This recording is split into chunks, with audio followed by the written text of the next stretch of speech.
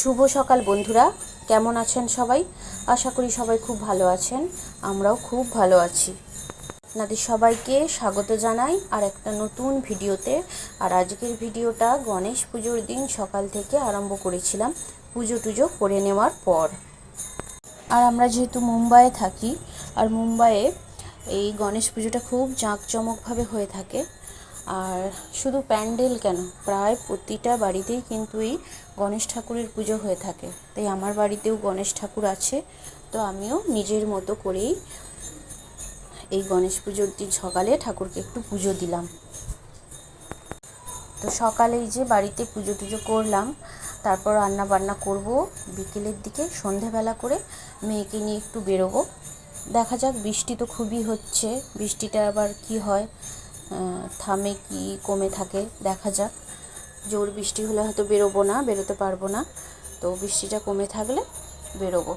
স্কুলে তো বাচ্চাদের সব ছুটিই আছে এখন। তো এখন আমার পুজো টুজো কমপ্লিট হয়ে গেছে বন্ধুরা, তারপর চলে এসেছি রান্না বান্নার দিকে। আর যেহেতু গণেশ পুজো, সেহেতু একদম নিরামিষই রান্না করব। তাও আবার আজকে বাড়িতে আর কিছু সবজি করব না। হ্যাঁ, বাড়িতে যা কিছু আছে তাই দিয়ে ভাজা ভুজি আর ওই ডাল ভাত করব।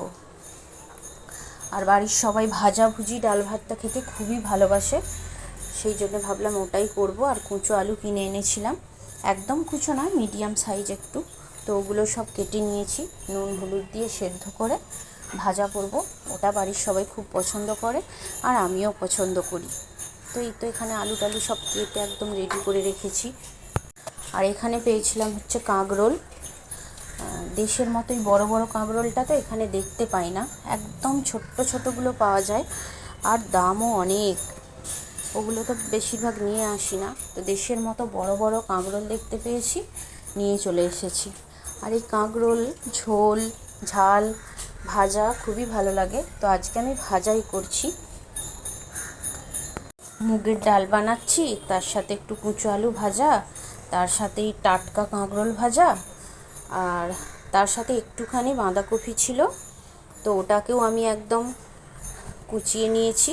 ওটার ভাবছি একটু গরম গরম বড়া ভাজা করে নেব, ব্যাস সবাই একদম খুশি হয়ে যাবে। আর নিরামিষই, একটু আদা দেবো, আদা বাটা, একটু লঙ্কা কুচি দেব, নুন হলুদ, একটু জোয়ান দেব, জোয়ানটা দিলে বেশ টেস্টটা খুব ভালো লাগে, নিরামিষ তো বেশ ভালো হয়। তো এই দিয়ে আজকে দুপুরটা একদম জমে যাবে। তো এখন রান্না বান্না করে ফেলি, তারপর দেখা যাক বিকেলে কি হয়। তো এই যে তারপর বিকেল গড়িয়ে সন্ধে হয়েছে বন্ধুরা। আর বিকেলবেলা তো বেরোতে পারি না, কারণ আমার বাড়িতে জল আসে, জল টল ভরতে হয়। তো সন্ধেবেলা মেয়েকে নিয়ে একটু বেরিয়েছি। বৃষ্টি তো খুবই হচ্ছে, ভাবছিলাম বেরোবো না, কিন্তু মেয়ে আবার বায়না করলো, তো ভাবলাম তাহলে একদম ঘরের সামনে যে ঠাকুরটা হয়েছে সেটাই ওকে একটু দেখিয়ে নিয়ে আসি, ওর ভালো লাগবে। তো ঘরের সামনে ঠাকুরটা দেখতে চলে এলাম। এখন ঠাকুর দেখি, তারপর বাড়ি যাব।